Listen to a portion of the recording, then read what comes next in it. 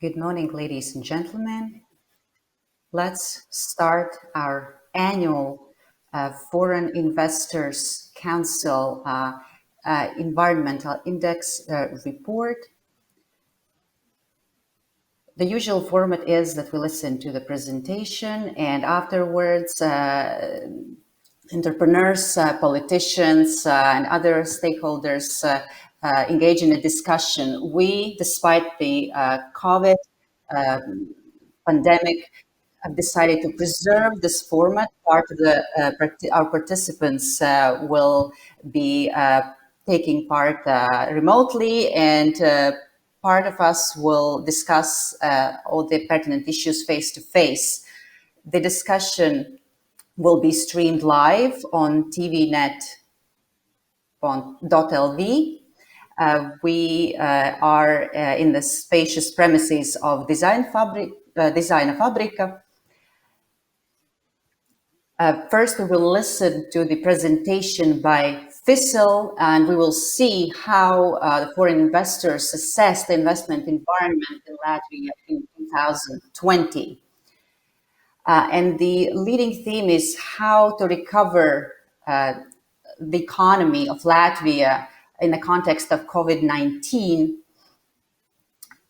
Our participants are politicians, entrepreneurs.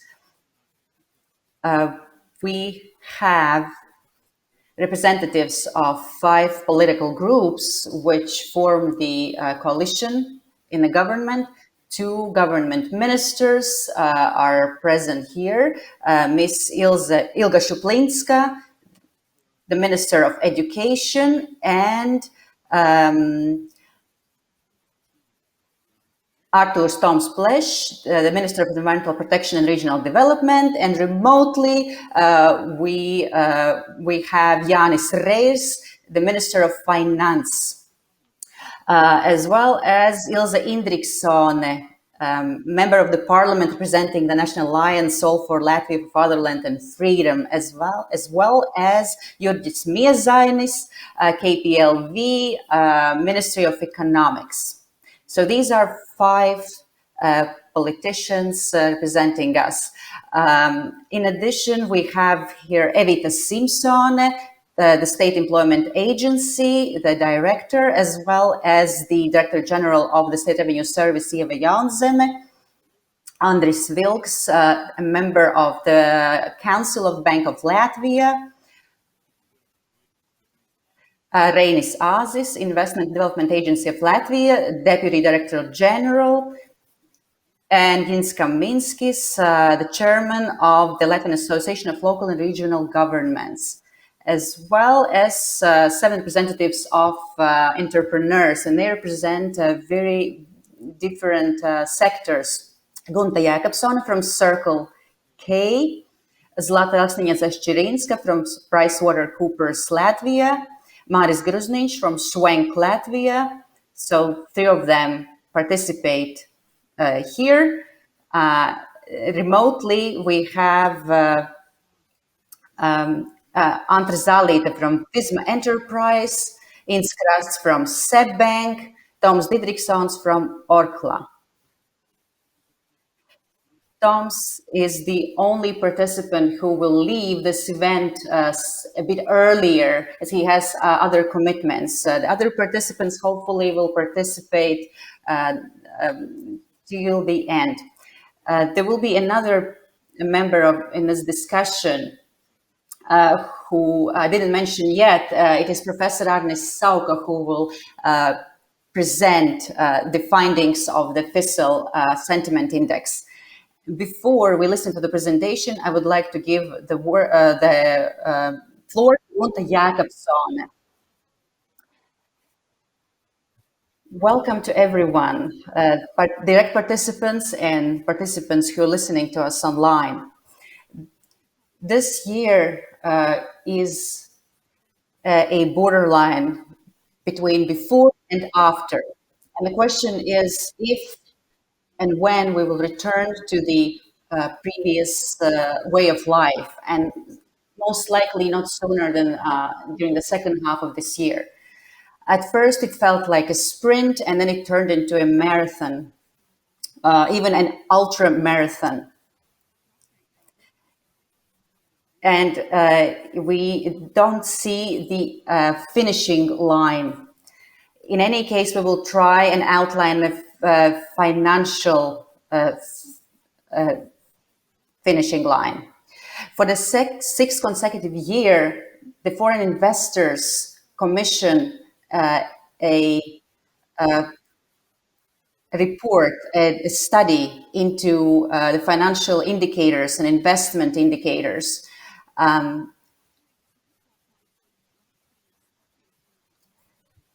It is the issue of our welfare, of our development. It is very important to invest smart, to invest the funding available for economic recovery. And we have two options here. Firstly, we could spend this money on short-term consequences, and we can also invest this funding in our long-term recovery and development. It is something that will determine our competitiveness in the long term, which means we have to go towards green economy and digitalization. We are grateful to the public sector and the politicians for engaging into this open discussion. This year, as never before, our country is fighting for attracting new investors, for retaining the existing investments, for creating a business-friendly environment, and that can be facilitated by a predictable and solid taxation system as well as justice system. We need stability and predictability. Even though we cannot predict 100% what will happen tomorrow and in 3 months, the stability of legislation and taxation system are the areas we can work on today. Thank you for participating, and I'm looking forward to a constructive discussion. A few keywords have been mentioned, and we will see what really matters in the presentation given by Professor Andris Sauka. Good morning, ladies, gentlemen, ministers, excellencies, everyone watching us online through the FICIL website. Let me remind you why for the sixth consecutive year we are discussing these issues. And this slide shows why this discussion is so important. Foreign investors are very important to our local economy. Let's look at the latest data. These data represent 2019, but I believe that in 2020 they will be very similar. Foreign investors a significant part of the taxes in our local economy. So what you see in red represents the taxes paid by the foreign investors to our national budget, and it is a very significant contribution to our local economy. So these their opinions are really worth listening to. I present to you the latest foreign investor sentiment index. Irrespective of COVID-19 and its implications, the foreign investors believe that investment environment has improved, slightly improved. So we see the 2.7. The policymakers have also improved their contribution. The investors believe, and one of my explanations why these indicators have slightly improved is that all foreign investors have had a rather successful year.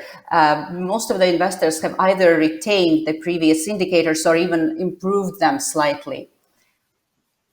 These companies in general have more resources available, but they probably are also more productive, and this is something we can learn from them. important to add that not all companies surveyed have had a successful year. And even those who have been successful have admitted that they have to work much harder to retain this level. With regard to the facilitating factors of competitiveness, the foreign investors see three areas where progress has been the least pronounced: demographics, uncertainty, and the quality of the taxation system. The foreign investors are not satisfied with the impact of the shadow economy and the quality of the legislation. However, the stability of the financial sector and the support of the government uh, uh, has seen some improvement. Foreign investors believe it is important to preserve the quality of the healthcare system, judicial system. From our interviews, we see that although they appreciate the progress achieved, this evaluation has been positive thanks to the reforms launched, not because specific results have been achieved. So they would like to see how these reforms will pan out. Interestingly enough, and partially positively, I can say that for the first time, the workforce, the availability of workforce has been assessed more positively. The foreign investors are satisfied with the availability of the workforce, with the number of employees available. The unemployment has reduced. However, the efficiency, the workforce efficiency hasn't achieved the desirable level. The main challenges, we have three main challenges. Two of them are the same that Latvian companies face: availability of funding and the necessity to adjust to new work conditions, meaning, and here I mean remote work. What is really different is uncertainty. The foreign investors highlight uncertainty, and it does not only mean planning your business activities and usual risks. Foreign investors emphasize the uncertainty of the taxation system and of its quality.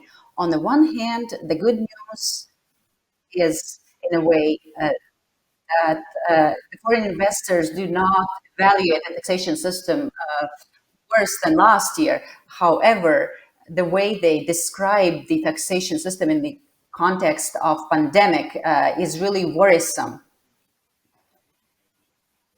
When investors discuss predictability, certainty, they have a lot of criticism with this regard. Uncertainty in the taxation is related to increase in shadow economy, and I couldn't agree more. The engagement in this area could be higher from the point of view of State Revenue Service and Ministry of Finance.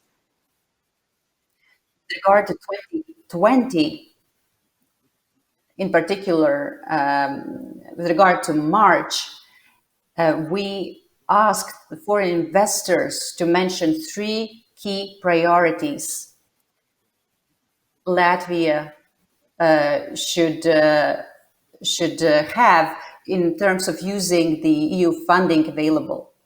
They emphasized that we should invest smartly, we should invest in the long term, and we should invest in first our workforce. We will always need our employees. In addition, the investors insist that we should retain the existing workforce. We should motivate our workforce to stay and not migrate abroad. There could be an immigration wave coming after this crisis. And the investors highlight the importance of digitalization. We cannot avoid it. We need employees who know how to work in a team and remotely, not only face to face. We need people who are driven towards growth, who know how to use digital tools. And investors believe the public administration should use the digital tools to a greater extent. Finally, green economy. Investors mention the Green Deal a lot. However, there are many more questions than answers, and I hope that we will be discussing this today. What is this path we should follow to achieve the objectives of Green Deal? Finally, further investment plans. I have two messages here. On the one hand, the investors, the existing foreign investors, 44 investors we surveyed, 70% of them plan to increase their investment in Latvia. So we should take a good care of our existing investors. We know from our studies of economics, it is easier to retain what we already have than attract new clients, which is more costly. However, the other investors are equally important, and we should provide investment stimuli. Unfortunately, the investor stimuli available are not sufficient in the opinion of our existing investors, and it is less likely that the potential investors will decide to invest in our country. Similarly to other years, we see that the questions, the issues that foreign investors raise are equally important to our local companies. They are important for the development of our local economy in general.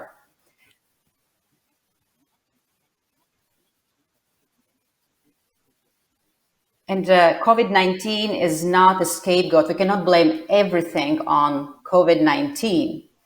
There are a lot of issues, uncertainty-related issues and similar, which are recurring over the years.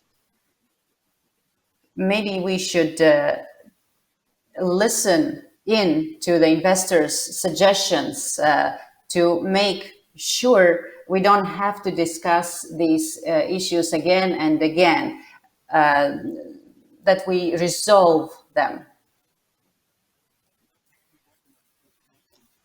Now, I guess it's time we start discussing how to resolve the existing issues, how to increase the competitiveness of our economy and overcome COVID-19 crisis. Thank you, Mr. Sauka. And now I'm going to regain the control of the screen. You will be able to check out the slides and just tell me, and I will switch on the respective slide. Your microphones are on, and those participating both here and remotely, please try to be active. If you have anything to say, please raise your hand. And don't just wait for your turn. You can interrupt us anytime. It is clear that we have to discuss what has happened, how we access that, and what should be done in the future. And first of all, I would like to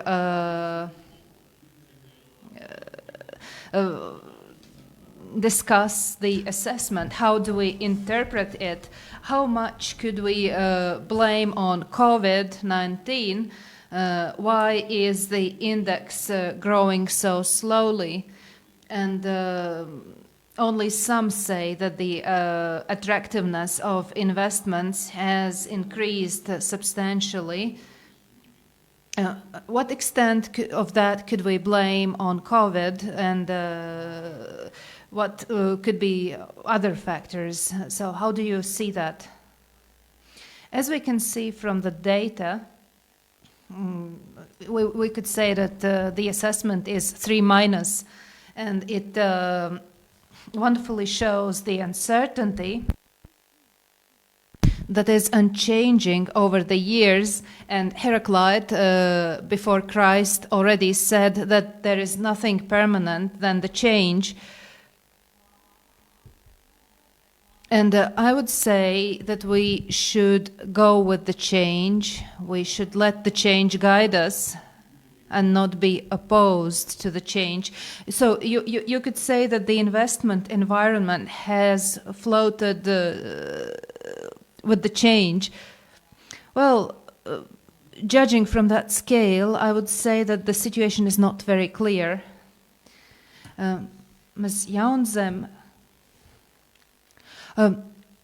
I would say that the businesses have succeeded at different rates over the year, says Madame Elksniņa.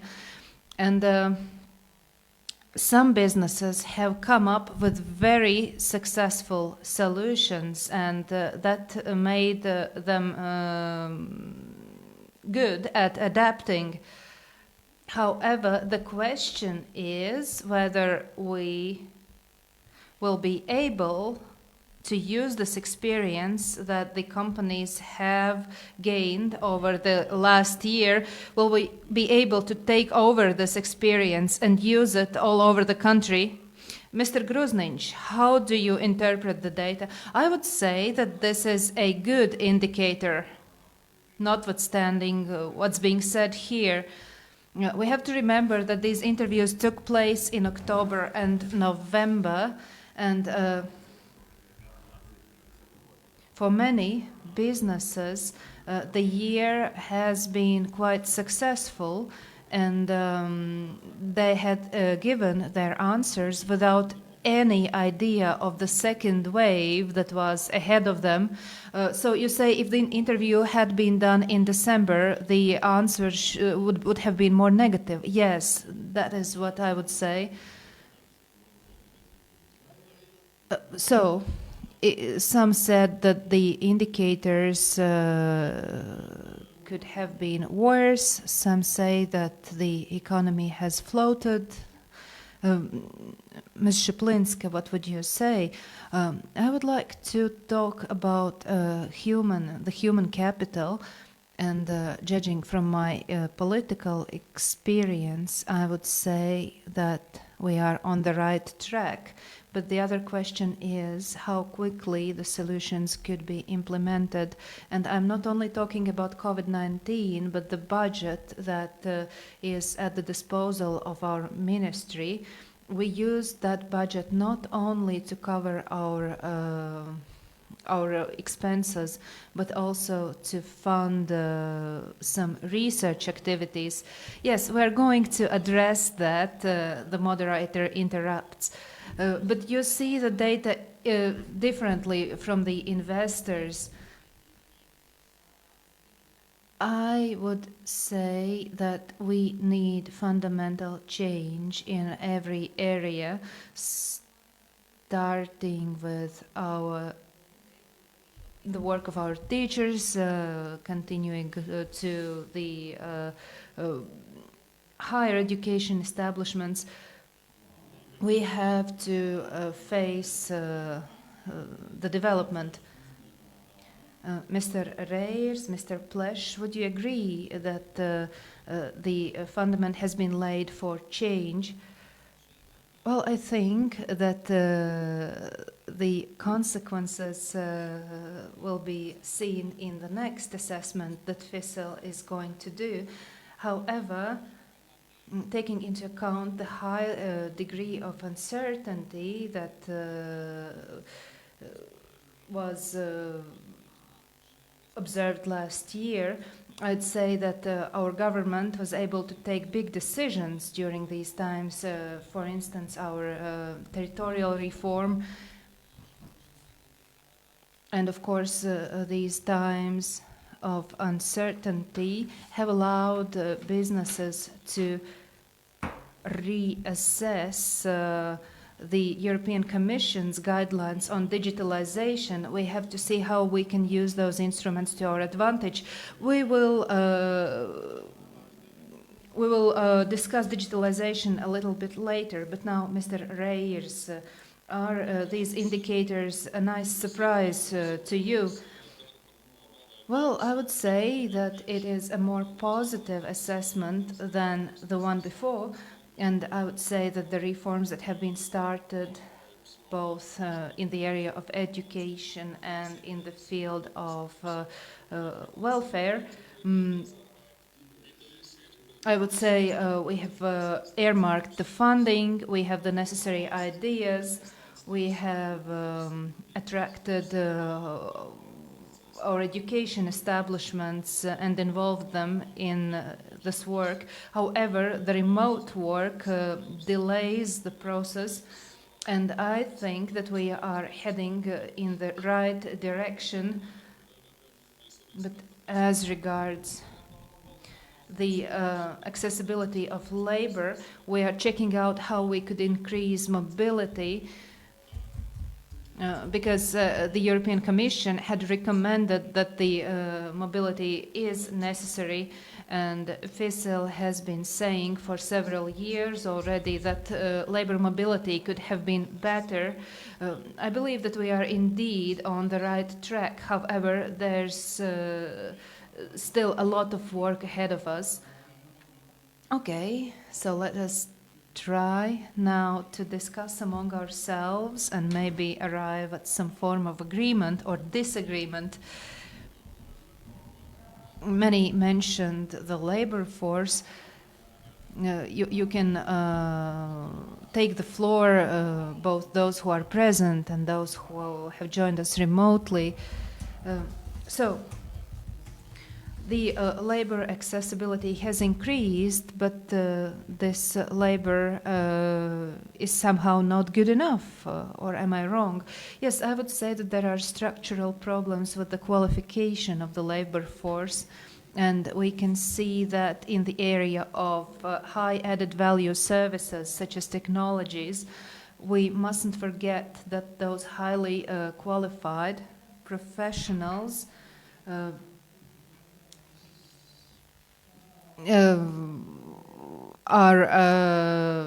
in a high demand, and we have to have a labor force that is qualified enough for us to develop it further. And now this IT sector indeed drives a lot of development. What has happened this year and last year? Is it just like Ms. Szaplinska said, a driver for important change, a fundament for important change? I would say that the industries are not feeling it as of yet. We have to have more change. If someone who has a bachelor's degree has to be taught the basics of mathematics, I think it is not right. We have to have many people who are digitally competent and who are able to work. KPMG researched these issues. So, Ms. Sturza, what would you say? I would like to add about the mobility of the labor force. Mobility is indeed a way of increasing the availability of labor force, and KPMG was checking out the accessibility of the public transit, and what we concluded was that currently in Latvia there are no unified ways of coordinating the intercity transportation with that of the cities. Normally, it happens just on the levels of talks, on the level of communication among the industry professionals. We have to coordinate the public transit on a higher level so that it becomes more available to our labor force and increases the labor force mobility. Well, if we look at what is included in the RRF,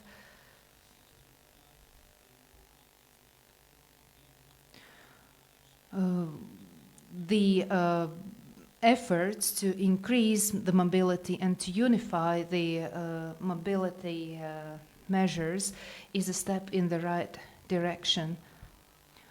I think it is just one part of the problem. We have to take into account the fact that these are the times of remote studies and remote work. People are able to change and to adapt, and about 45% of teachers at the general schools are not even working full time. They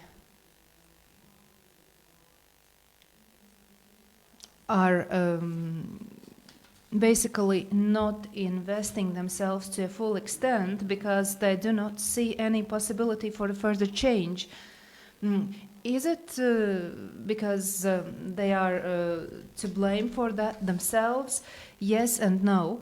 What I see is that on the municipality level, there are many very good managers who are able to drive the development. However, we also need mechanisms, including long-term ones. Well, so we return to the question whether the systems are wrong or the individual is wrong. Well, yes, the good news is that this index shows some positive development. However, the businesses have to be able to predict what is going to happen tomorrow and the day after tomorrow. Of course, labor mobility in Europe, as well as the movement of capital, is something that has no limits, and we have to take into account the factor of remuneration. The sooner we reach the European level, the better.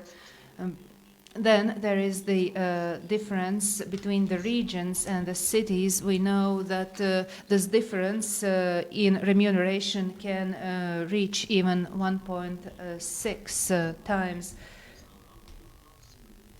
And we have to address these regional disparities. We have to address mobility. We have to work towards a better road infrastructure.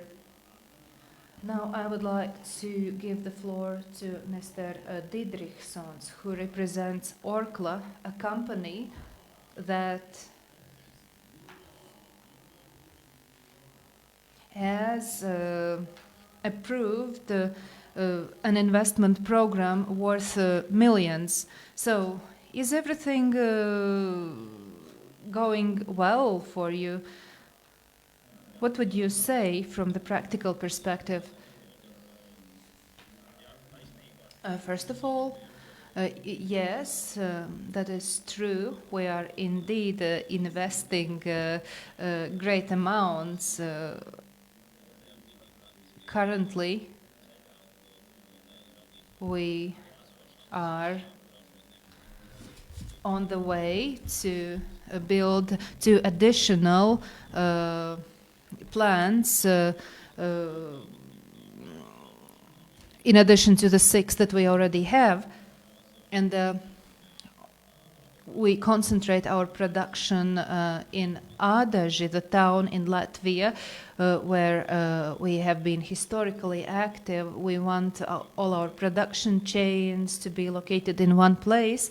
Of course, some part of it is located in Riga, which should be changed in the future. But if we return to the labor force, if COVID-19 has done something good at all,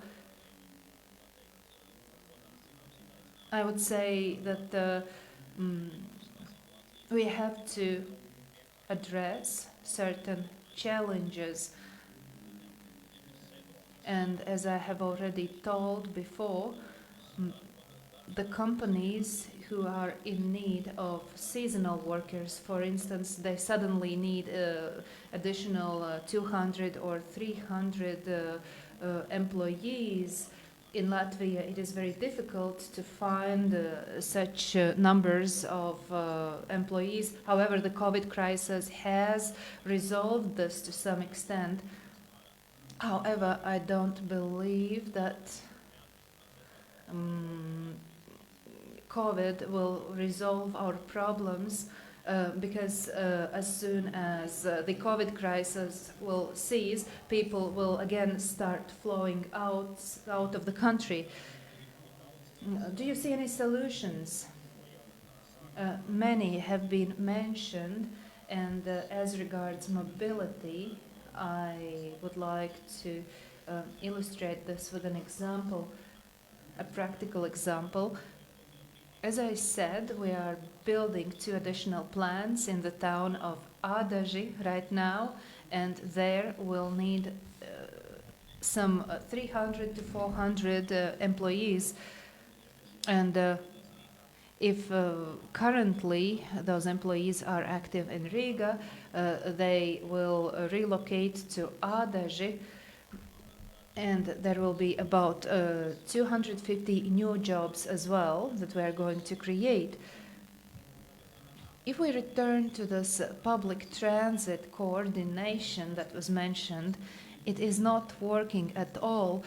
If we try to go from the district of Jugla in Riga to the center of Riga, sometimes it takes more time than to go from Riga to the town of Ādaži. So you say that the infrastructure poses greater problems than the skills.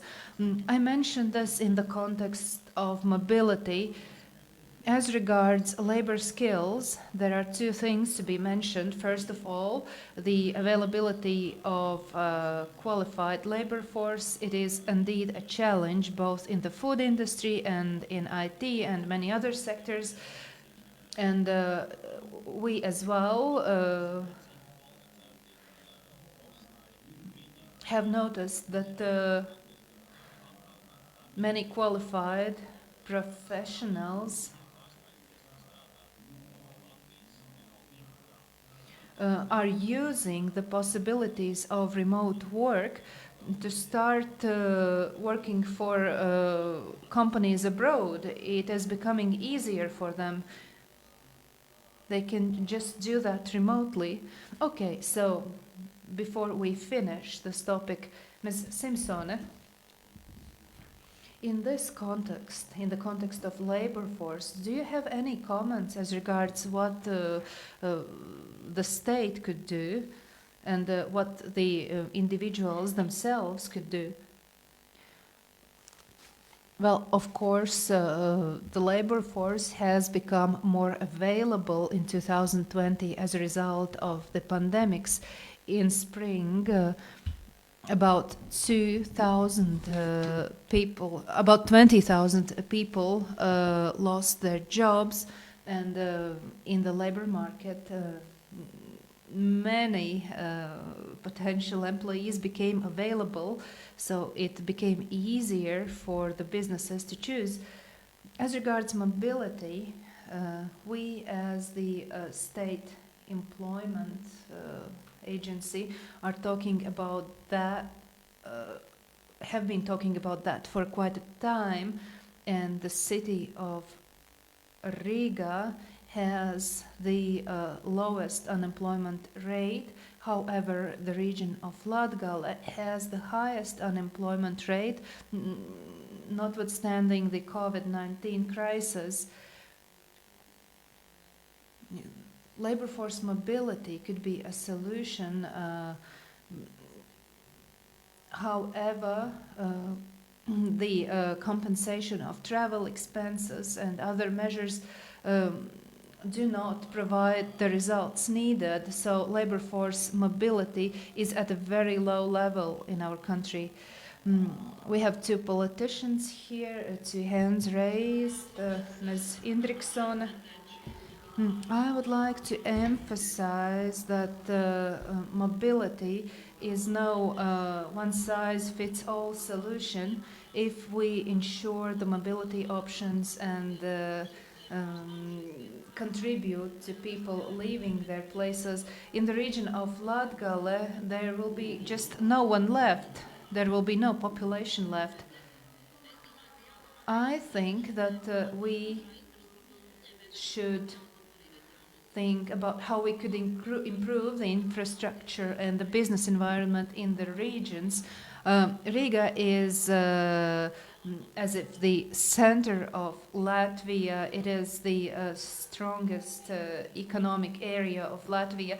We have to strengthen other local areas as well, and it would improve the business environment in the regions.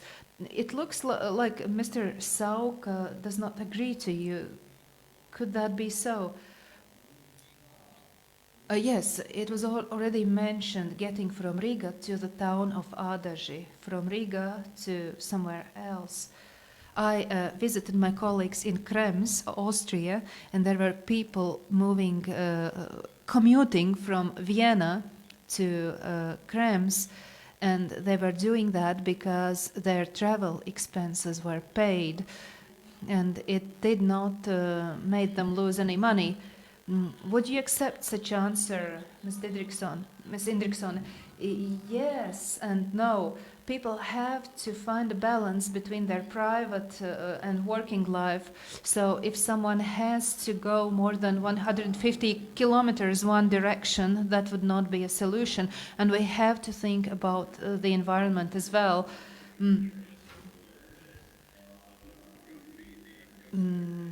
So, to continue the discussion we started, Mr. Miezainis, in these times of the pandemics, we could all agree, at least at the beginning, that a strategy should be created so that our economy should be able to recover from the pandemics. And we emphasized such topics as the human capital that included all the training, lifelong learning, and so on. Excuse me. So, do you think that we have that we are all set for a positive change? I think most would disagree with me. I think that our priorities towards the transformation of our economy are right.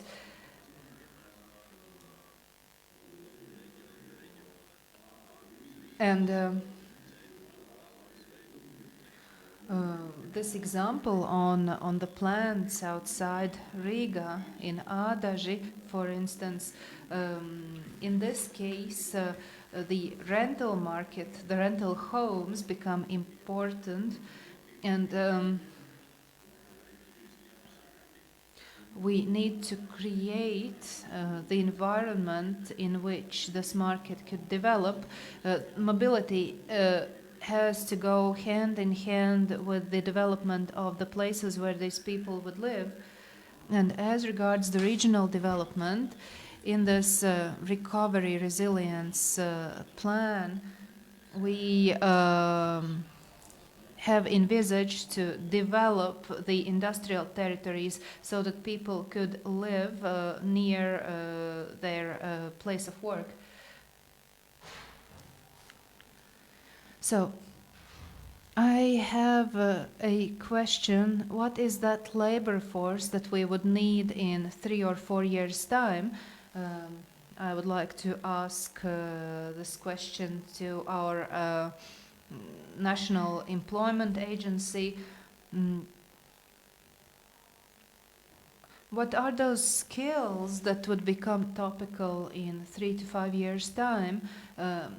What emphasis should be made in our education process so that we compose this future picture piece by piece? I can agree to what you are saying. We have made a priority to concentrate more on the preventive measures. We have to work with those who are facing a volatile situation on their jobs because of lacking skills. There are going to be certain automation processes which will require an entirely different skill set for those people to be able to keep their jobs. And if someone has worked 20 years at the same company and loses their job as a result, they have to gain certain skills and undergo different other measures so that they can return to the labor market.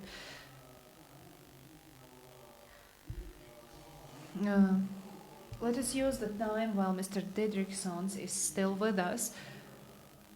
If we look at the priorities, digitalization, human capital, the green economy, we addressed one of them, but not the two others.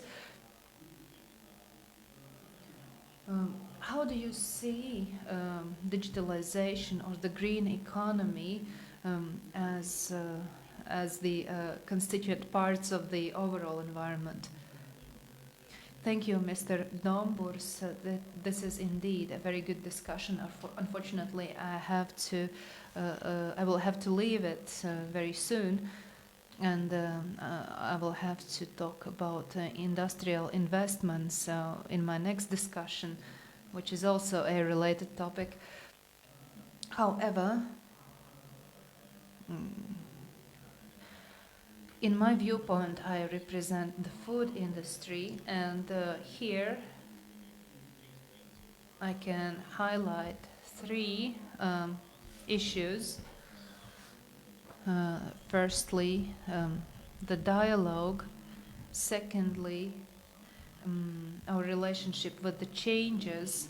And third, support mechanisms. First of all, as regards dialogue, I'm delighted to see that our dialogue with the ministries, with the agencies, with the government officials is indeed taking place. And here I would like to mention, for instance, the natural resources tax, which concerns many packaging issues. This dialogue has just started. However, the quality of this dialogue in the future is even more important than the dialogue itself. What I'm trying to say here, it is important that the other party listens and sees the challenges that the food industry or any other industry is facing. What happened last year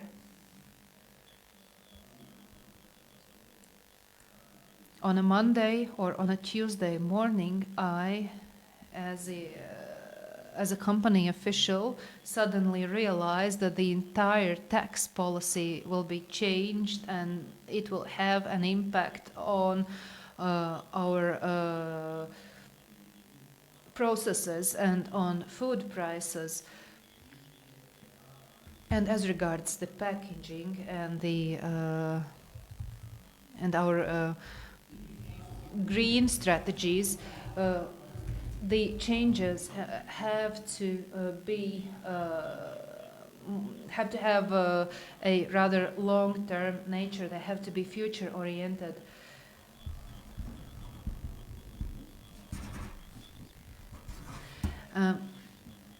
We have to understand that the businesses are willing to adapt, but they have to have corresponding support mechanisms.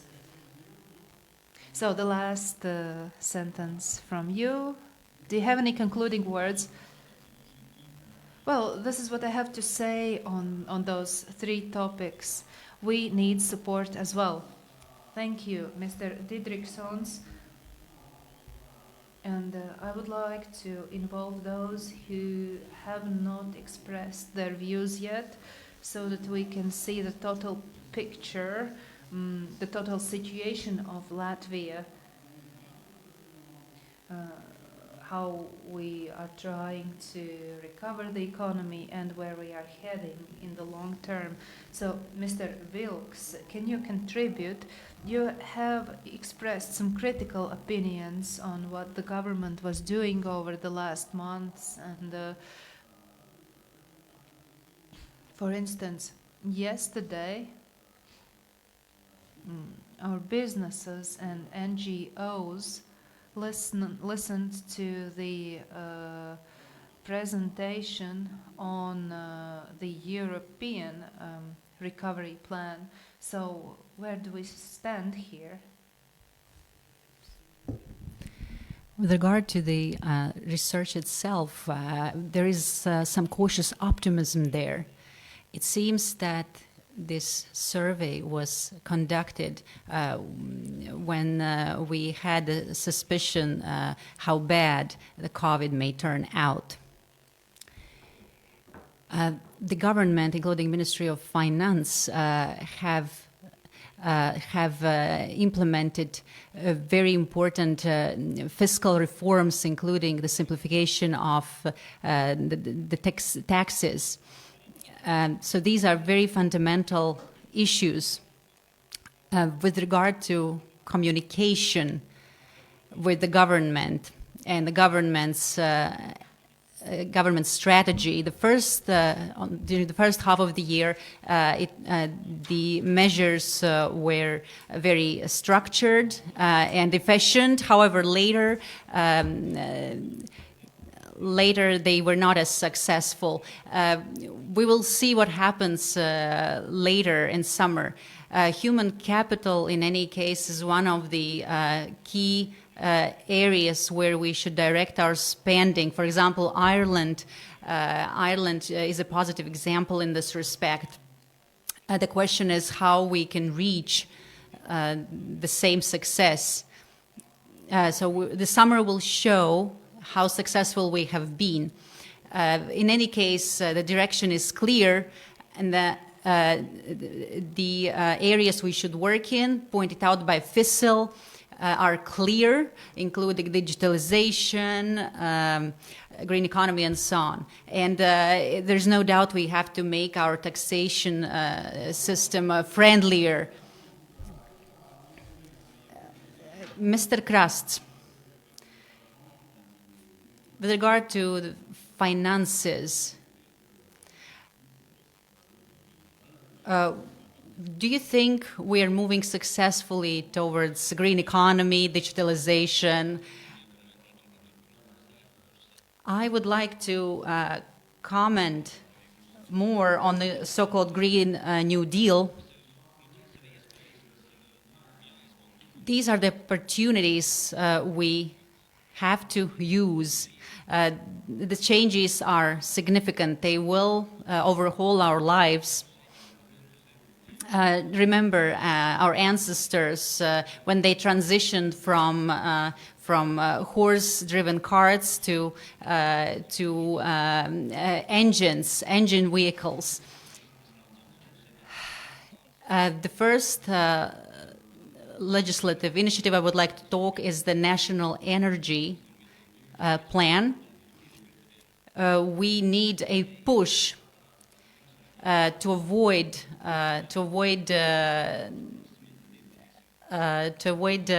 unwillingness to face changes. So measures, specific actions are very important. The overall goals are clear and very good. However, it's not clear what specific actions have to be taken.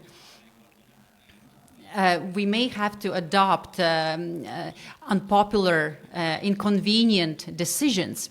Another aspect is the parties involved. You mentioned the dialogue with enterprises. I would like to point out how important the cooperation between local and regional governments and the national government are.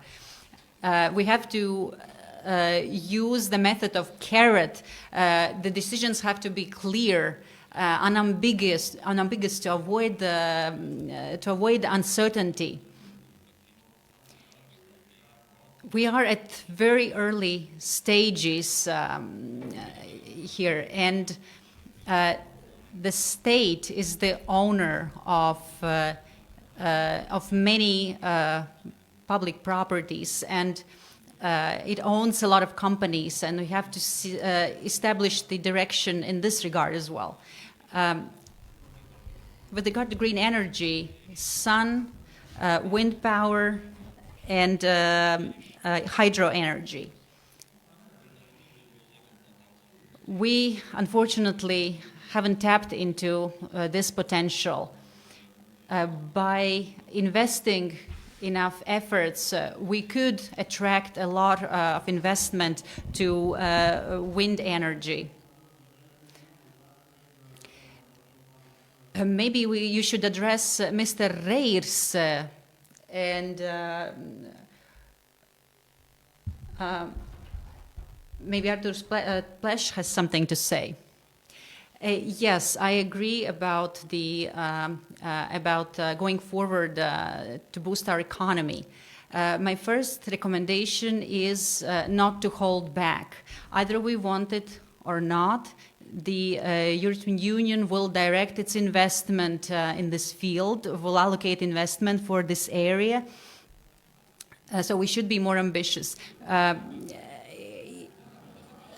So yes, as Mr. Krast said, are you working on these practical issues? Yeah, regarding wind energy, it's a very clear example how public institutions have to cooperate better. Last year, the Cabinet of Ministers adopted a range of regulations which facilitate the expansion of wind energy stations in Latvia. Unfortunately, there are a lot of obstacles. These regulations have been adopted now, and both the Wind Energy Association and the foreign investors appreciate this step. And now we have to go forward. We should involve local and regional governments. We won't be able to achieve our ambitious goals if we do not cooperate with our municipalities. And third, communication with entrepreneurs. It is personally important to me as a minister. We have launched a number of initiatives in cooperation with the Employers Confederation, with I hope they will continue our dialogue with FICIL. And last but not least, we understand that entrepreneurs would like some clarity to see the clear direction where we would be moving. Mr. Reirs, could you comment this recovery project, European recovery project, from the environmental perspective? I believe one of the overlooked achievements of this government is the fact that at the European level, we're not anymore among the countries which defended the old policy like oil, natural gas. For example, such countries as Denmark turned the new challenge into huge business, manufacturing of green energy. They did not lament the increasing expenses, but they looked for a solution. I'm talking not only about those 37% for green energy. I heard what you suggested, cooperation between local and regional governments and the national government. That's really important. We have to focus our financial resources and intellectual resources in these areas. And it will help to attract additional investment. At present, approximately half of our local and regional governments spend the available funding on salaries. Thank you, Mr. Reyes. Do entrepreneurs agree? With regard to green economy, it is clear that we are moving in the direction of green economy, but we have to realize two things. It is not cheap and it is not convenient. Two examples. A paper straw in a drink disintegrates very fast. With regard to electrical charging stations, setting up such a station costs thousands of euros, up to 115,000 euros. So it's not cheap. So doesn't it mean that we should start establishing or implementing these steps? Yes, you're right. Yesterday I was reading the guidelines, the plan, the national plan, the roadmap. On paper it looks wonderful. However, if you read closer, for example, the section on biomethane gas, the plans to invest a couple of tens of millions of euros in this field and electrification. I didn't find specific steps how to appropriate this money.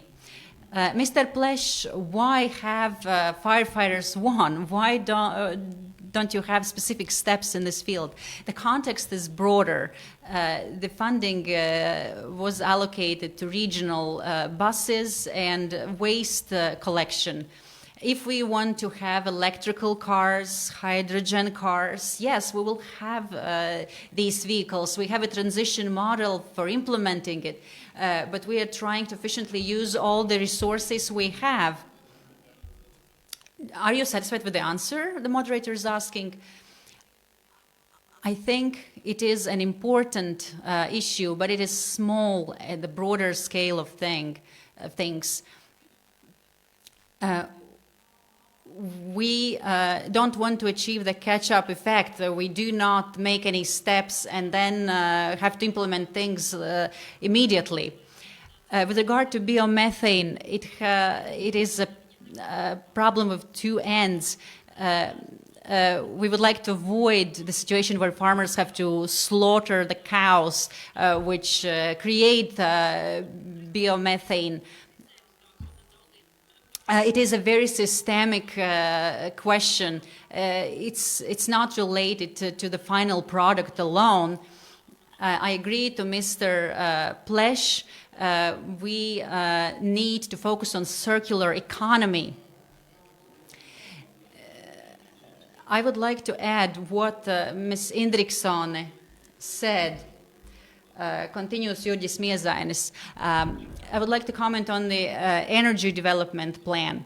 We have acted in a very balanced manner. We have and productivity is one of our key challenges, and usually it means additional investments in, for example, manufacturing equipment to be able to continue our moving towards Green Deal. Regarding the green, the so-called biomethane, to transition to a more sustainable situation, we have to choose what we finance as the state. So yes, we understand that, says the moderator, but what's your point? let's support what is green, what is sustainable, what complies with the guidelines of Green Deal. The policy goals in implementing the green policy haven't been very successful. Last year we made amendments to the respective laws, and the private persons this year have increased their solar panel capacity. So the correct policy yields fruit. Thank you. Okay, let me involve the speakers who haven't shared their views yet. Let's move away from the green topic and ask Mr. Azis, what do we see looking at the index, at the assessment in various areas? Good morning, everyone. I will try to give a broader view on this. And overall, I agree that we are cautiously optimistic and we're looking into the future. During the first crisis and further on, we found a more dynamic way of communicating with our social partners, including and also our investors. It is a kudos to the public administration, to our government. They tried to listen in to the foreign investors, and it is important to ensure their viewpoint is represented. The moderator continues, it is only the form. What about the contents? Where do we have achieved progress and where there's no progress? Well, there is some progress, I want to say, with regard to attracting investment and the related tools. The Global Economics Forum, the OECD and other organizations admit that 50–60% of success is based on the availability of workforce. On our part, we are working on a scheme which will help around 1,200 companies and which will help launch these processes. What are these processes? Another thing I wanted to specify with regard to fiscal instruments, the discussions are lengthy and complex. However, we as an agency see that a lot of these issues could be solved by administrative means, by reducing how fast we deal with these procedures. We would like to we could submit our proposals to the policymakers. We could use the same capacity to give that additional push. We just have to speed up our administrative processes. COVID has proven that the public administration can be dynamic, responsive. It can be easier on the uptake in the long term. The moderator continues. To what extent the fiscal matters, taxes, are problematic in your opinion? It is the question of the overall competitiveness of our state. Whichever continent you're talking about, Asia, the USA, we, the Baltics, or Poland, we look so similar. So we have to specify our offering. If I'm interested only in our KPIs, it won't give much. We also have to analyze the social revenues and so on. We should be able to work with the existing taxation regimes, regulations. In any case, it's not the main factor to us. In our view, it's the speed of administrative processes, which could partially solve the labor availability. We are mostly interested in the efficiency of policy making, and we as implementers would train the workforce for future trends. Ms. Jaunzema, in the existing situation, the competitiveness, retaining our competitiveness levels, the administration of all the taxation procedures, how do you see all that? How it could reinforce this part of your competence? Good afternoon. Here we are discussing our major tax contributors. I would like to extend my gratitude to all the big investors, big companies. And they are the golden benchmark to the rest of the taxpayers. To comment on these specific situations, sometimes we have to adopt negative decisions. If there is a certain legislative act, we have to follow it. And I am sure that it has had the impact on the foreign investors' assessment. However, we, in our capacity, cannot change this. With regard to the competition, as of the 1st of January, the State Revenue Service has joined the progressive tax administration systems. We have introduced the unified taxation account. And many other tax administrations worldwide still haven't adopted this. So we are striving towards providing better quality services. I'm genuinely delighted that we have achieved that. The moderator continues. Yeah, I understand you're delighted. Let's see how it will work in the future. Let's discuss the shadow economy. It features as a risk, as a future risk. On the one hand, we have to combat the expansion of shadow economy. On the other hand, we have to support the development of economy. I would like to say that on the 23rd of January, it really worked. With regard to shadow economy,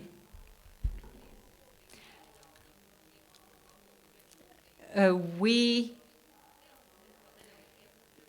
don't always provide advantages to companies which have not been honest to the state. In other countries, they do not demand amendments to the legislation. We are trying to appeal to their honesty, to their solidarity. However, the specific category of enterprises just want to use the system to their advantage, whatever it takes. I have an ambitious goal, and I hope that Andris Sauko will show it in May. So my ambitious goal is to retain at least the present performance indicators, the indicators of 2019. So do you have anything to add? Any questions to the State Revenue Service? The moderator asks. I think that we are not really discussing the shadow economy. However, it's a very serious matter.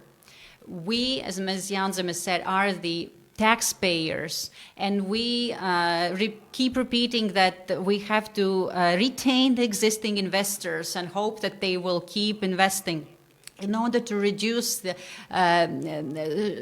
shadow economy, we suggest a range of tools and mechanisms every year. However, we're not seeing any progress.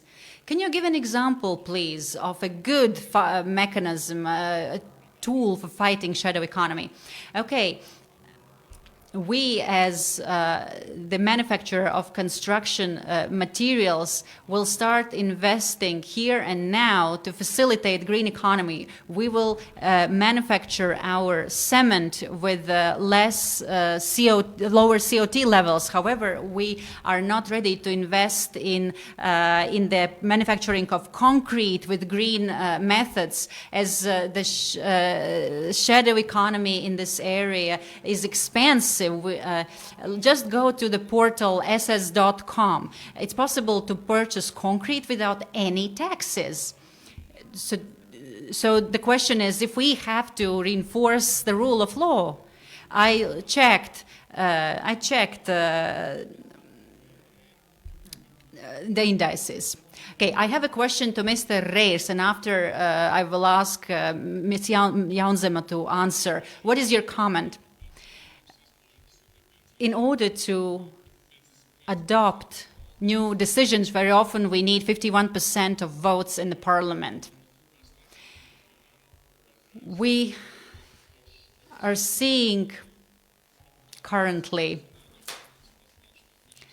that the 1% reduction of social contributions was a huge boost to competitiveness. We are more competitive. Our taxation system is more productive than, for example, the Lithuanian taxation system in this respect.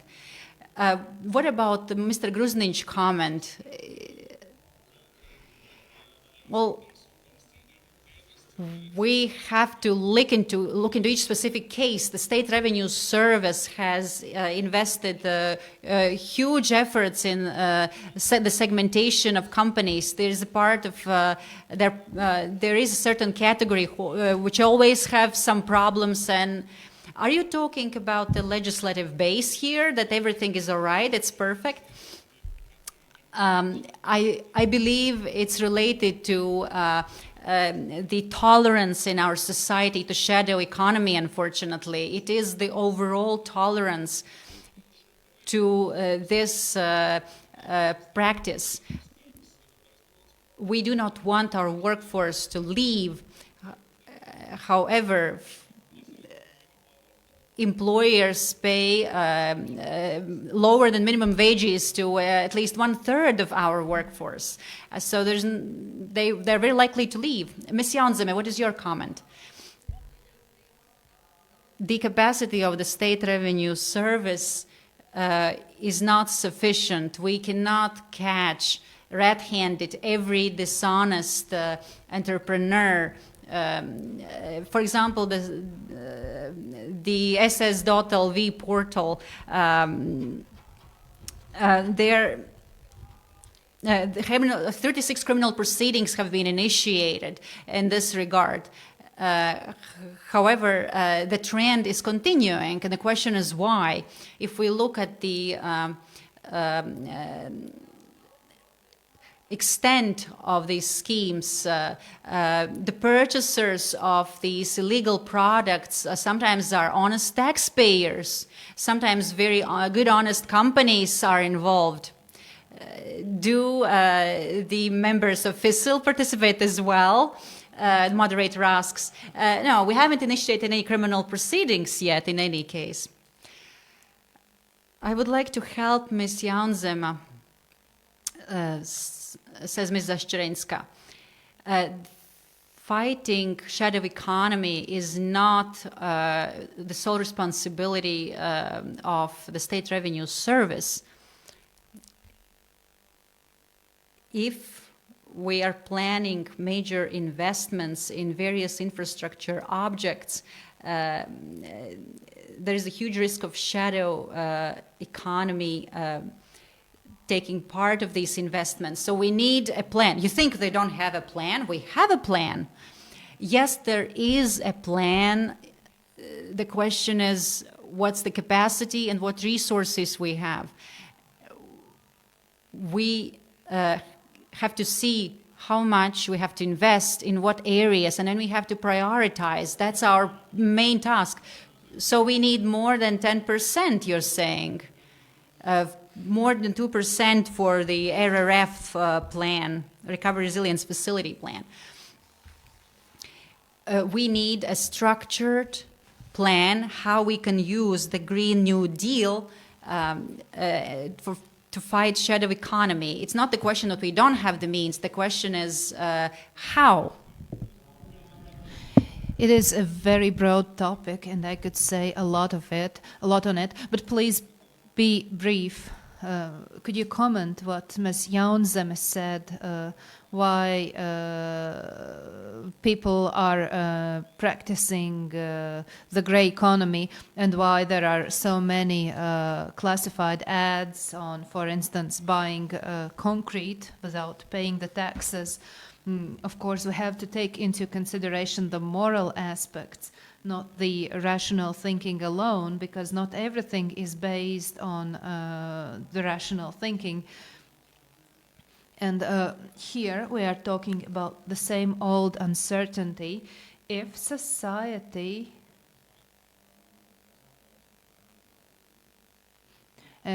hadn't had faced all those tax amendments that were introduced during the pandemics, perhaps they would not be doing many of the illegal things that they are doing now. Mr. Reyers, can you comment? I don't understand. We made a mistake of decreasing the social contributions or what? Yes, you should have decreased the social contribution. However, it is just a painkiller, not a treatment for the problem. And if we are talking about the self-employed, you shouldn't have touched them at all. There were many things that you shouldn't have done during the crisis in order to avoid the public revolt, the public outcry. And perhaps your strategy was good in January, however, in March it was no longer a good idea. What I could add here, we have to take money from somewhere, and this injustice that is felt by 64% of population who's paying the full amount of taxes. It is against those who are paying just 1/2 of the contributions. We have been increasing our teachers' salaries for several years in a row. Our medical practitioners need salary increase. Our policemen need that as well. And we have to think about the ways to obtain these funds.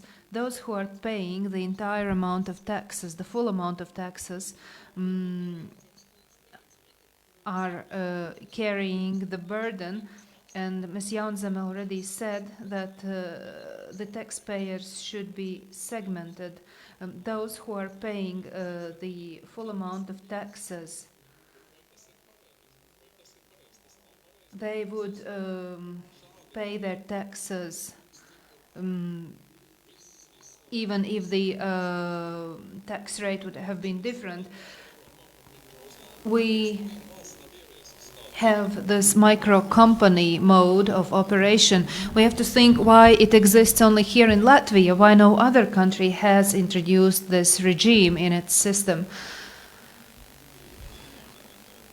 I believe that this was not the right context when such decisions should have been taken. I know that we need to get money out of somewhere. However, these changes were introduced at the wrong context.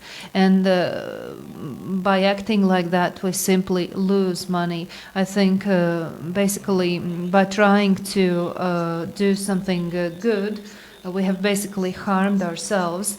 The example of Lithuania, by introducing the minimum social contributions, caused a lot of change. It turned out that people are willing to pay those minimum contributions. And this is the right time. We are not impacted by the budget deficit framework of the European Commission.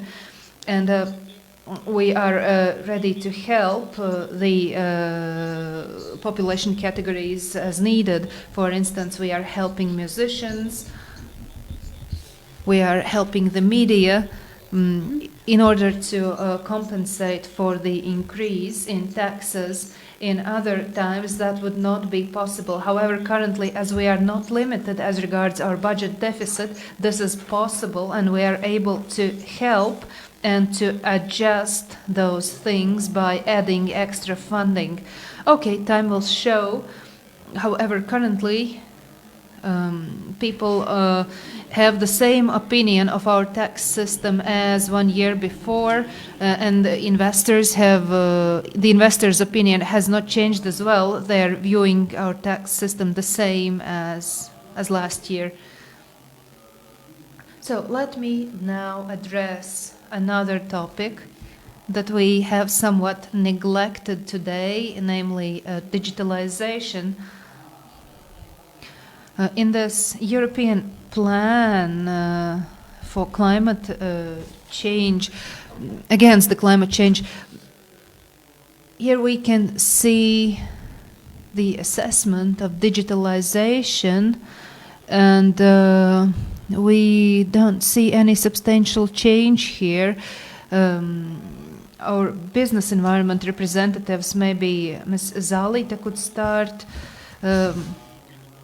What steps have been right, do you think, in the area of digitalization, and what hasn't been quite the right direction?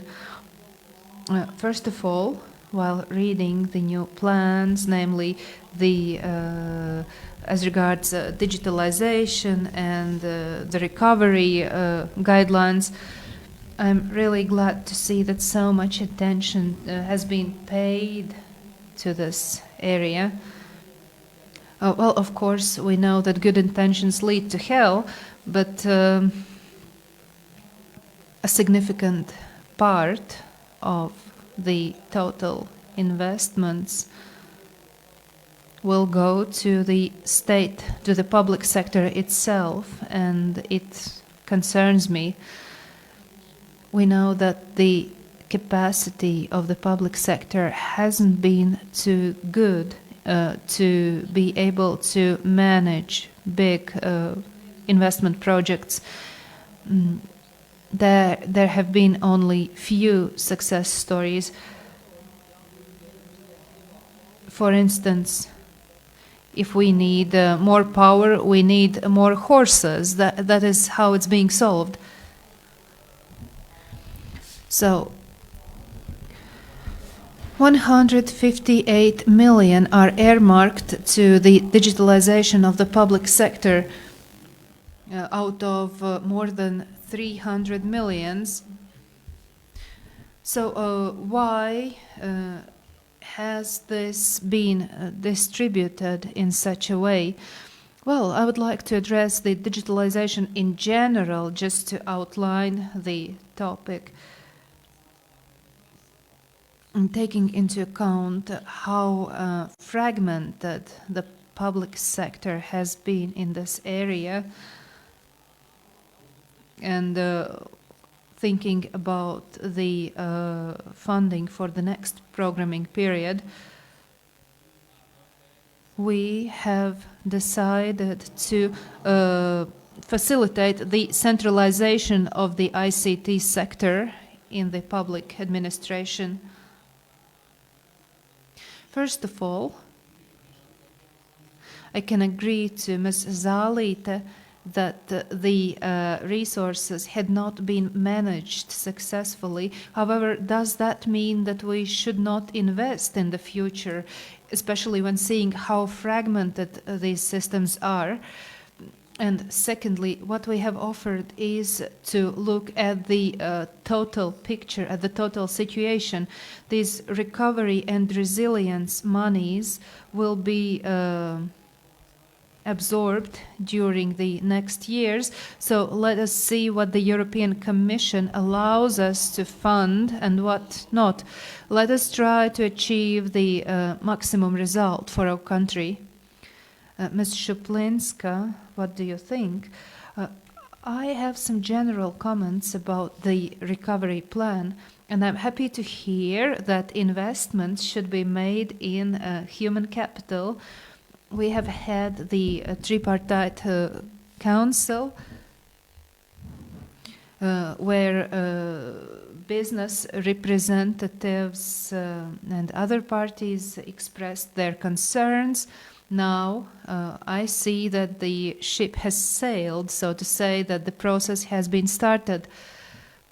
And now I hear that the digital competence, the digital skills are on the agenda. And we have to improve the current situation as well as to facilitate the digital literacy of those people who will never work for the big companies. We have to involve the private sector, and this is where I see a great added value potential.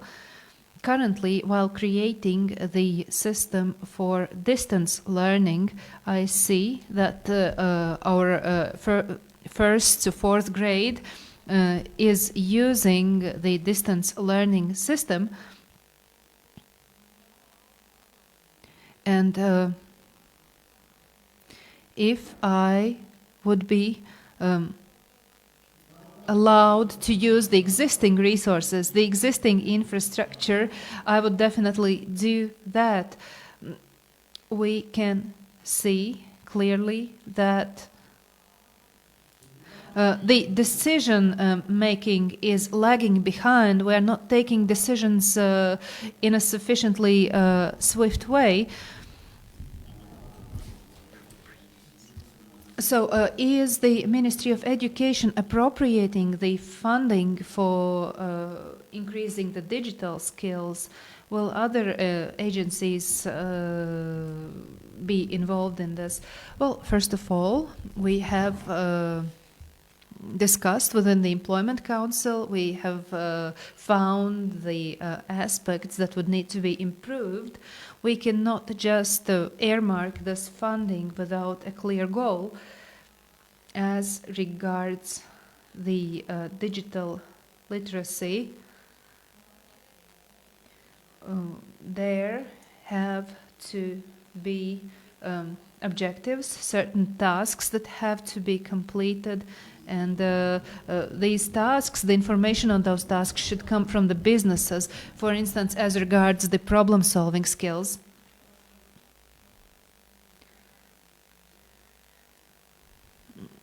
What we were tried to balance during within this trilateral council, it was the setting of the boundaries where where the responsibility of the one party starts and the responsibility of the other party ends. We have worked with the professional associations and we trained the unemployed. For instance, there was a specific project for unemployed women. What we did when the crisis started, we found ways to attract international distance learning platforms in order to provide learning opportunities for our clients. For instance, the Coursera that everybody probably knows, and others. Ms. Zalite, how do you feel about these comments? I agree that human capital is extremely important in this context, and investing in people will allow us to attain better results in the long term. However, I don't think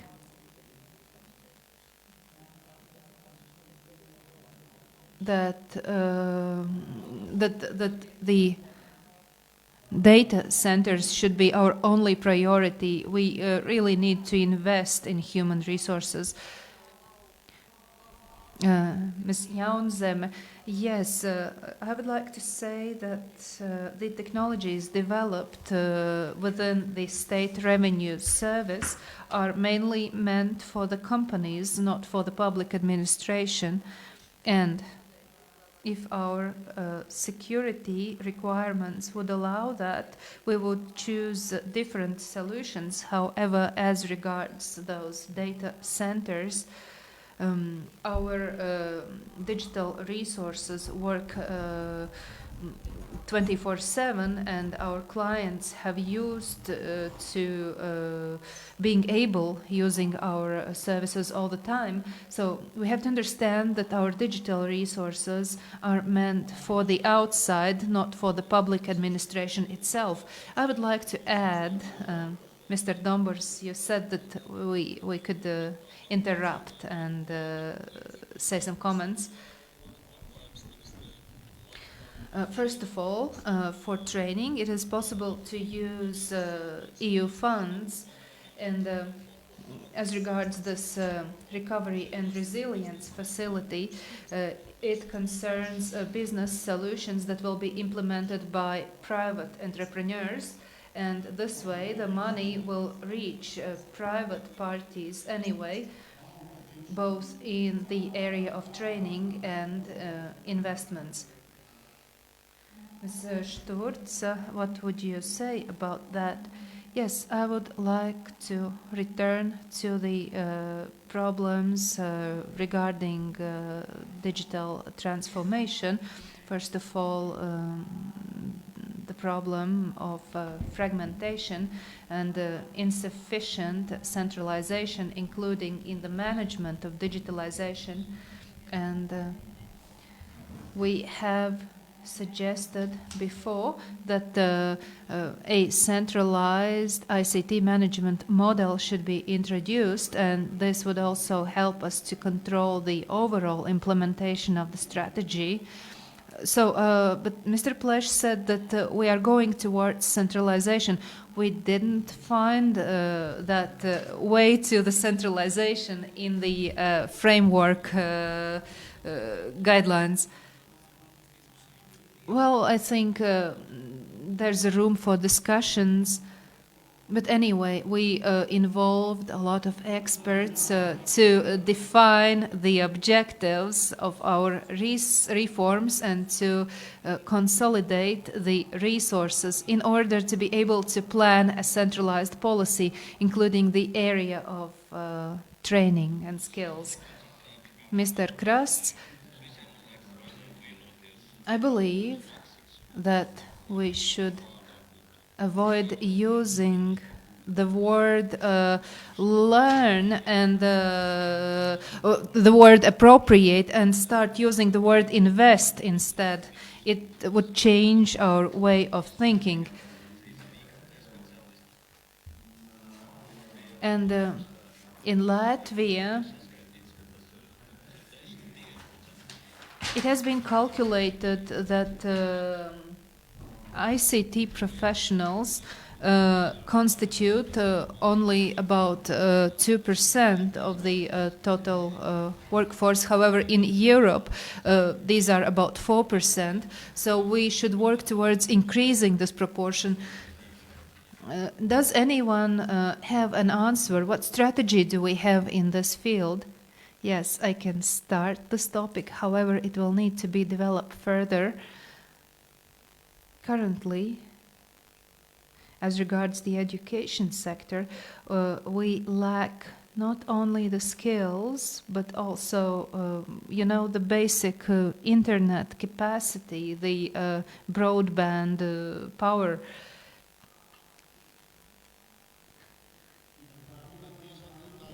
But this is not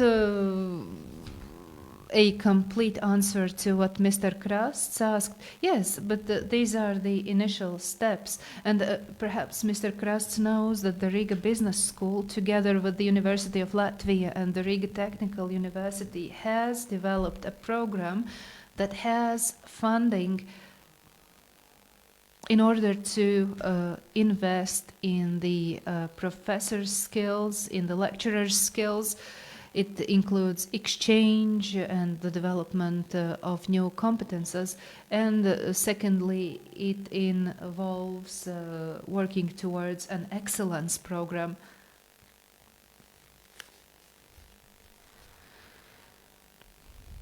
I believe that there's a broad responsibility resting on your shoulders. The digital transformation, the green policies, and so on. Perhaps there should be one responsible person. And then we have to consider one important aspect. How user-friendly is the result, is the system? Mr. Miezainis, you had a raised hand. Now it has been switched off. Yes, as regards this topic of digitalization, the Ministry of Economy emphasized business and entrepreneurship a lot, but currently it has reached the stage of a compromise. As Ms. Jaunzeme said, their services are directed at businesses. However, what I wanted to say, as regards the tax revenue section, it is important for the features that allow to pay our taxes, for the features to be clear and understandable. So perhaps there are good businessmen, but they need clear and understandable ways of how they could pay their taxes. And we are heading into the direction, we have this one joint account, and we are heading towards a system that is easy to use and easy to manage. As regards the improvement of the professional skills, Ms. Shuplinska already mentioned the Buffalo story, the development of professionals here on the site so that they could train the next ones.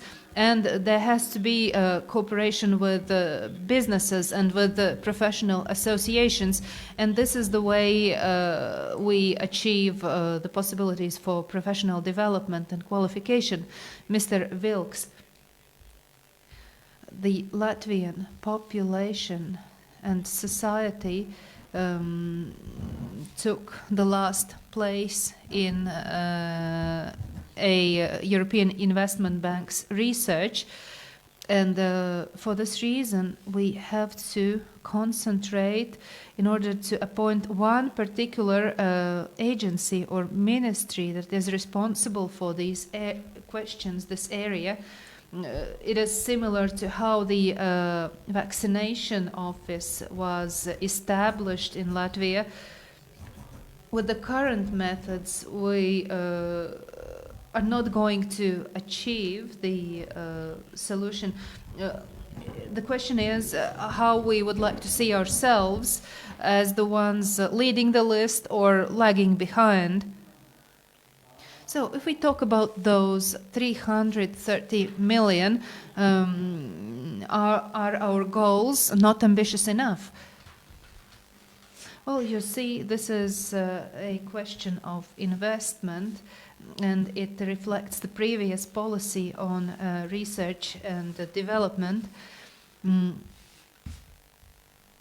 We live in the era of lifelong learning, and our education is not the formal education is not the final stage of our education.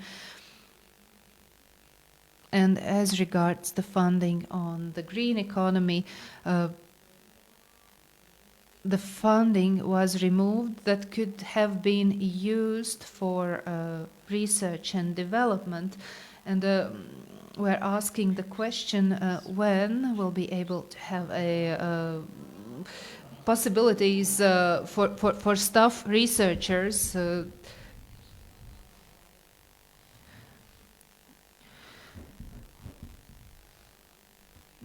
Currently,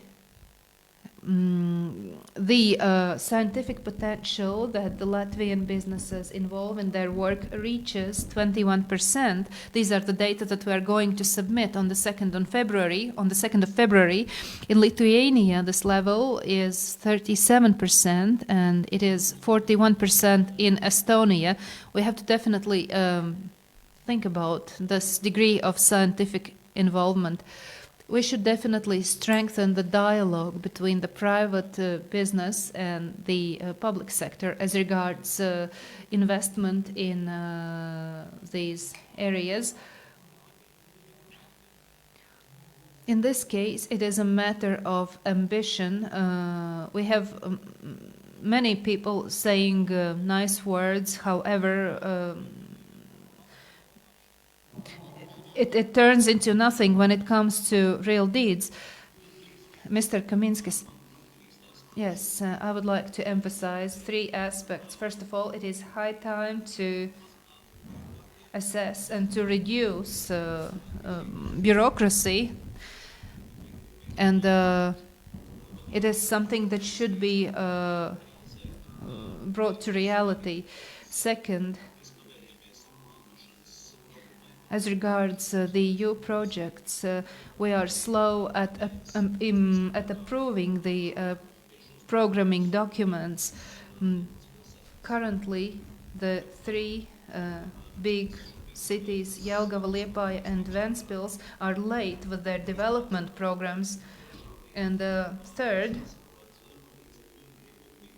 we have to understand where and how funding should be invested.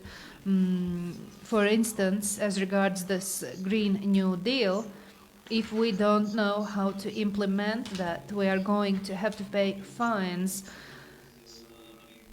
And perhaps our government will be solving that by introducing new taxes.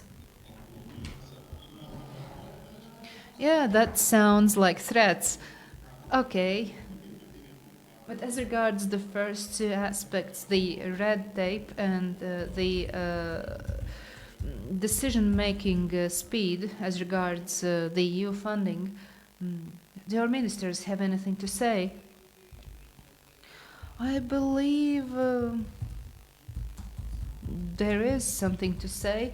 Of course, we have to reduce the bureaucratic burden, the red tape. As regards the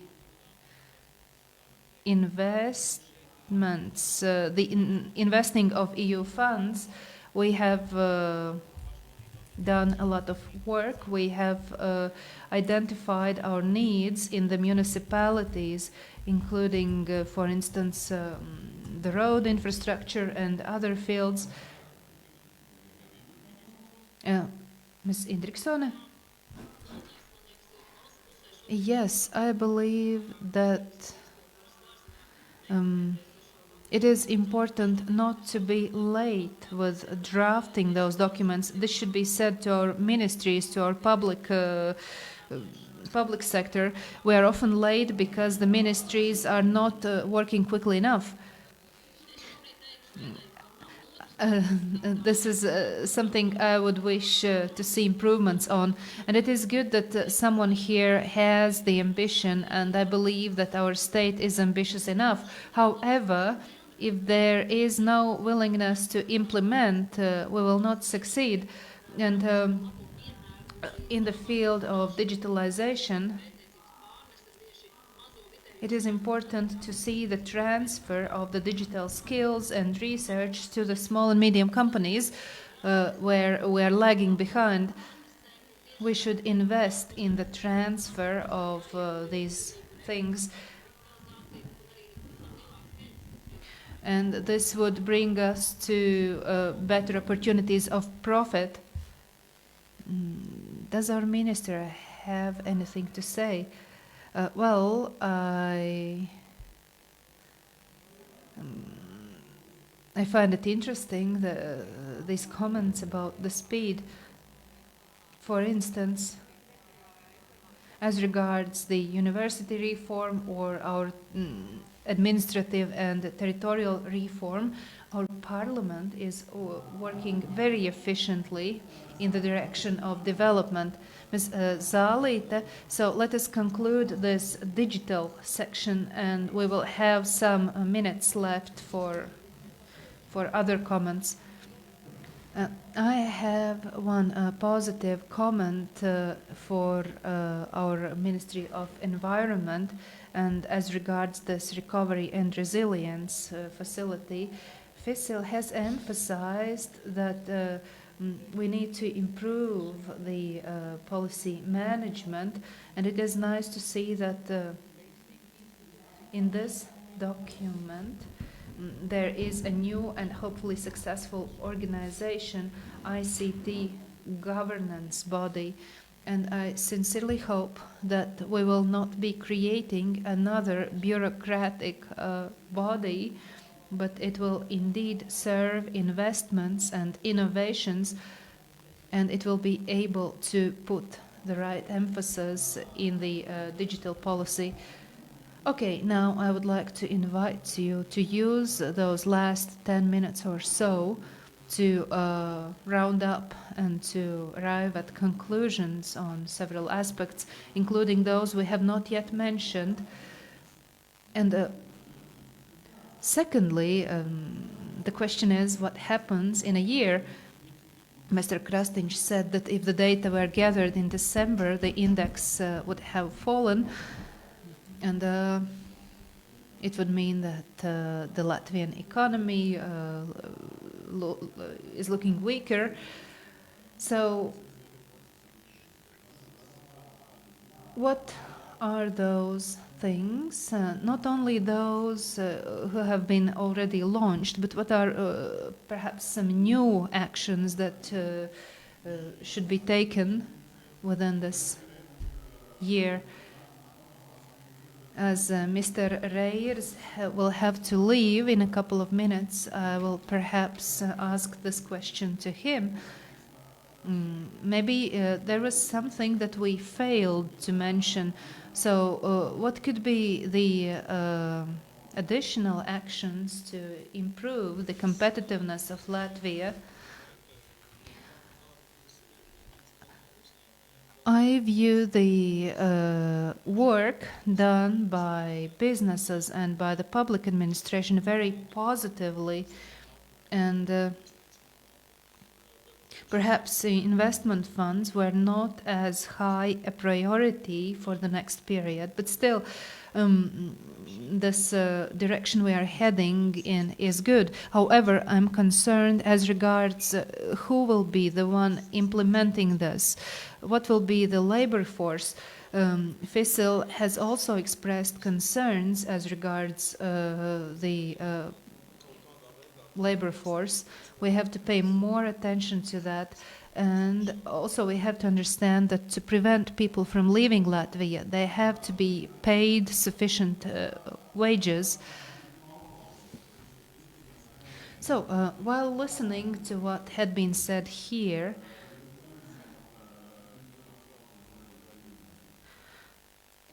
what would you need in addition to what had been mentioned, our representatives from the Latvian Development Agency?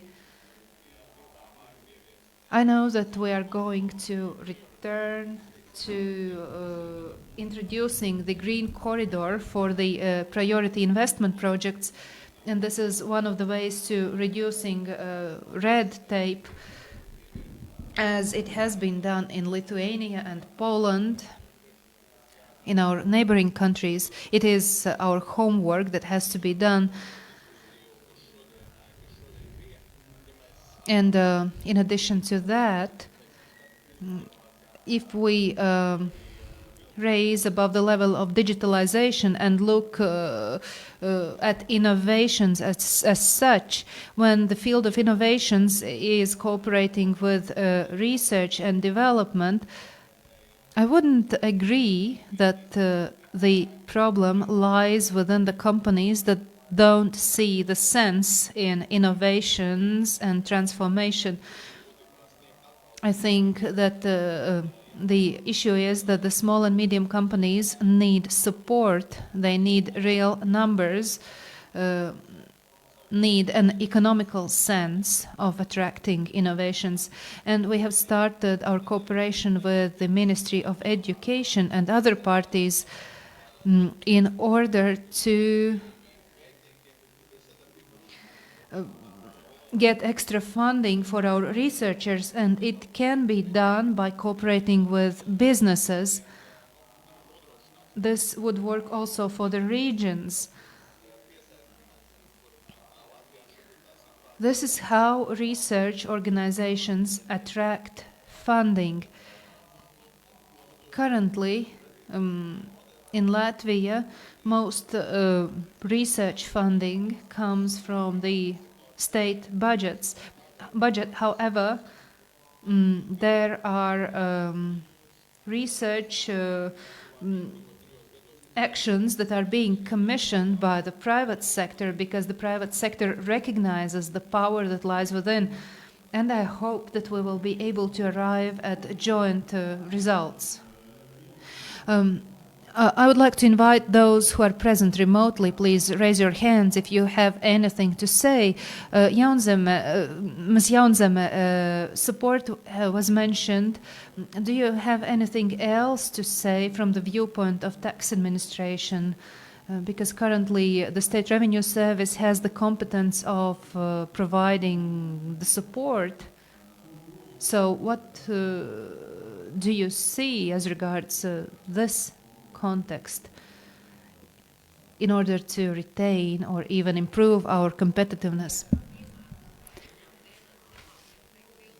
I would like to give an example how the State Revenue Service in a couple of weeks learned new functionality, which proves that it's a myth that you can't learn new things, and that public government, public administration are very hard on uptake and learn new skills slowly.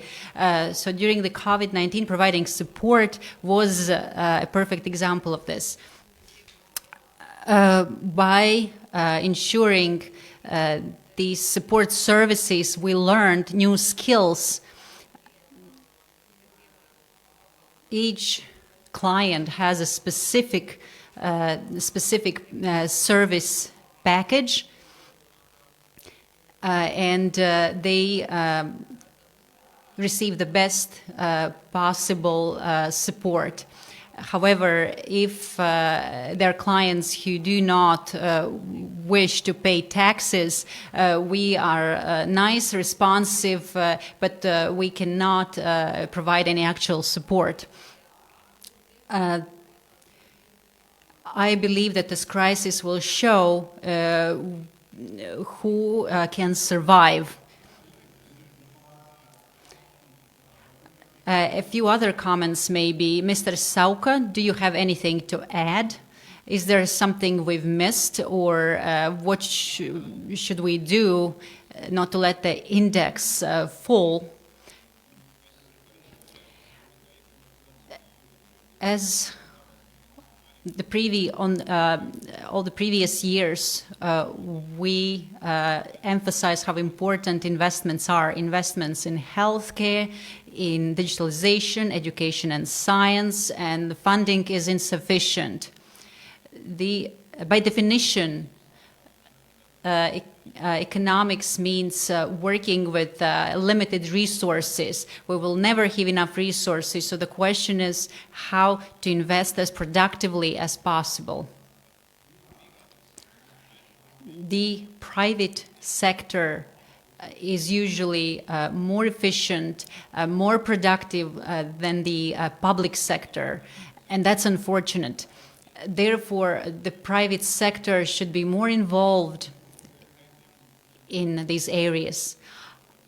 With due respect, Ms. Jaunzeme, I myself cooperate with State Revenue Service on a regular basis. However, your viewpoint that you cannot fully cooperate with the private sector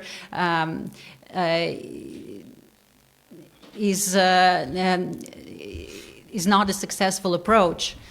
So who will be responsible if any mistakes occur?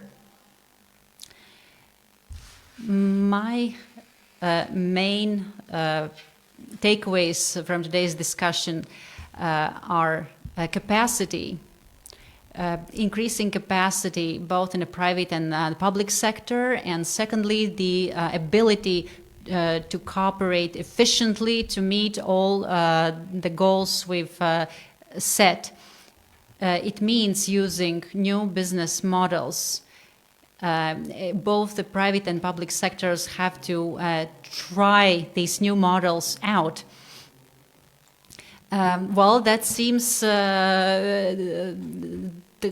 voice of reason, collective voice of reason, as Juris Žagars recently said. So next comment, the employers cannot wait indefinitely. They need the solutions now, and very often they find these solutions internally. Companies establish their own training programs, their own training systems. You mean you don't know what you will do yet? No, we know what we will do. In February, we're organizing a big international think tank to become a major partner for all employers.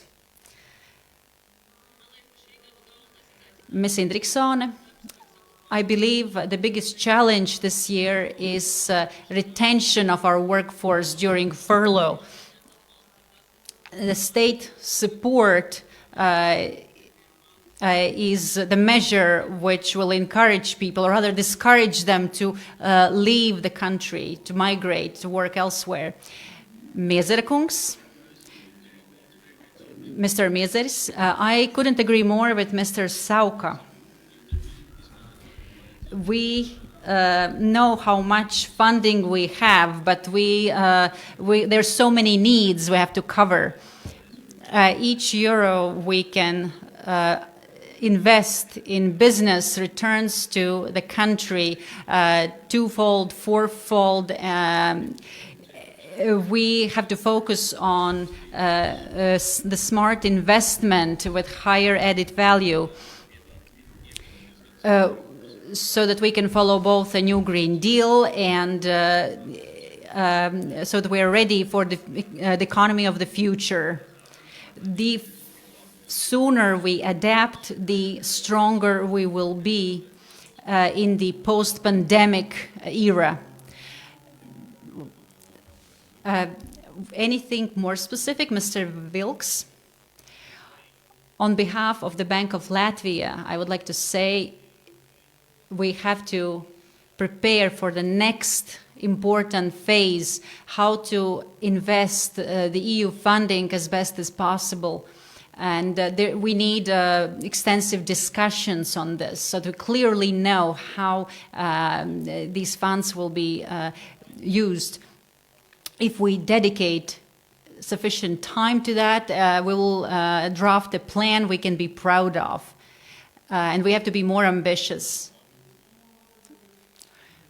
Mr. Gruzniņš, I would like to come back to the issue of green economy. We, as the major investor in the industrial segment, would like to cooperate more with the ministries. We, over decades, have drafted our own roadmap how to reduce emissions by manufacturing our products. The paradox is that the 70% of cement we export are manufactured with a very low CO2 emissions levels. On the other hand, we cannot compete with companies which come into the Latvian market and provide products which are less green than ours. Mr. Splash. The overall investment climate has been assessed positively, but very cautiously. With regard to the entrepreneurs' future plans, they surely want to invest in a green economy, in digitalization. And we as policy promoters believe it is critical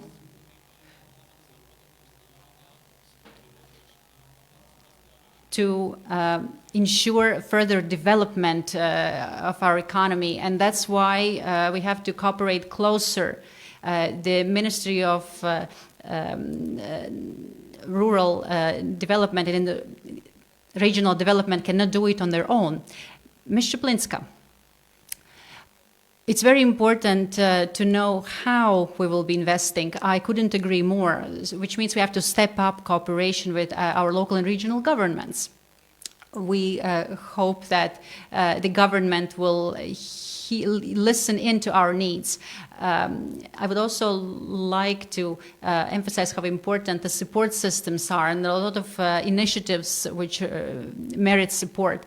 I would like to express my gratitude to FICIL for their suggestions. And I agree that the higher educational establishments reform will be more successful if we involve more stakeholders. So it means cooperation with the researchers, students, and with the manufacturers of the end product. Ms. Jakobson, I would like to express my gratitude for the constructive dialogue. And year to year, we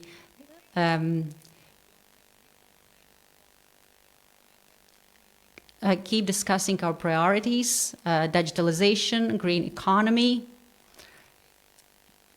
It is very important to remember two things. Even if we believe that something will change in 6 months, we have to think long term, already now, today. Here and now we have to plan ahead. Both entrepreneurs and the representatives of our government will agree that we need to set a specific deadline. If we and we have to plan exact steps how to reach our goals. Thank you for your cooperation. The moderator continues. It seems that it's all about our collective responsibility, isn't it? And I hope it doesn't end up with collective irresponsibility. Thank you to everyone who helped this discussion happen, to the technical support